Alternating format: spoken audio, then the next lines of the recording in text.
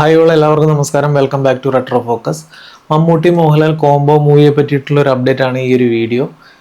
ഇഷ്ടപ്പെട്ടു കഴിഞ്ഞാൽ ലൈക്ക് ചെയ്യണം, ഷെയർ ചെയ്യണം, പറ്റുമെങ്കിൽ സബ്സ്ക്രൈബ് കൂടി ചെയ്യണം. ഒരു ഒന്നൊന്നര ക്രോസ് ഓവർ എന്ന ടാഗ് ലൈനിൽ ഇപ്പോൾ സോഷ്യൽ മീഡിയയിൽ മമ്മൂട്ടിയുടെ മോഹൻലാലിൻ്റെ ഫോട്ടോസ് ഇപ്പോൾ വൈറലായിട്ടുണ്ട്. അതായത് മമ്മൂട്ടിക്കൊപ്പം ആന്റണി പെരുമ്പാവൂർ, മോഹൻലാലിനൊപ്പം ആൻഡോ ജോസഫ്, ഇവരുടെ ഈ ചിത്രങ്ങളാണ് നിലവിൽ ഇപ്പോൾ വൈറലായിരിക്കുന്നത്. മമ്മൂട്ടിയും മോഹൻലാലും വർഷങ്ങൾക്കിപ്പുറം വീണ്ടും ഒരു സിനിമയ്ക്കായിട്ട് ഒന്നിക്കുകയാണെന്നുള്ള വാർത്ത നമ്മളെപ്പോലെ സിനിമാ പ്രേമികളെ സംബന്ധിച്ചിടത്തോളം വളരെ ആവേശത്തോടെ നമ്മൾ സ്വീകരിക്കുന്ന ഒരു കാര്യമാണ്.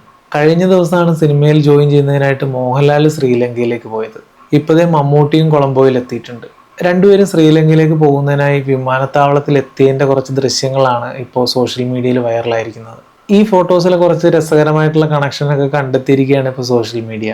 കഴിഞ്ഞ ദിവസം മോഹൻലാൽ ശ്രീലങ്കയിലേക്ക് പോയപ്പോൾ അദ്ദേഹത്തിനൊപ്പം നിർമ്മാതാവ് ആൻഡോ ജോസഫ് ഉണ്ടായിരുന്നു. മമ്മൂട്ടിയുടെ സുഹൃത്തും അദ്ദേഹത്തിൻ്റെ ഒപ്പം നിരവധി സിനിമകൾ ചെയ്തിട്ടുള്ള ഒരു നിർമ്മാതാവാണ് ആൻഡോ ജോസഫ്. അതിനുശേഷം ശ്രീലങ്കയിലേക്കുള്ള യാത്രയിൽ മമ്മൂട്ടിക്കൊപ്പം ആന്റണി പെരുമ്പാവൂരായിരുന്നു ഉണ്ടായിരുന്നത്. മോഹൻലാലും ആന്റണി പെരുമ്പാവൂരും തമ്മിലുള്ള സൗഹൃദവും കണക്ഷനും ഒക്കെ സിനിമാ പ്രേമികൾക്കിടയിൽ വളരെ ശ്രദ്ധേയമായിട്ടുള്ള ഒരു കാര്യമാണ്. ഈ ദൃശ്യങ്ങളെല്ലാം ഇപ്പോൾ സോഷ്യൽ മീഡിയയിൽ ഹിറ്റായത്.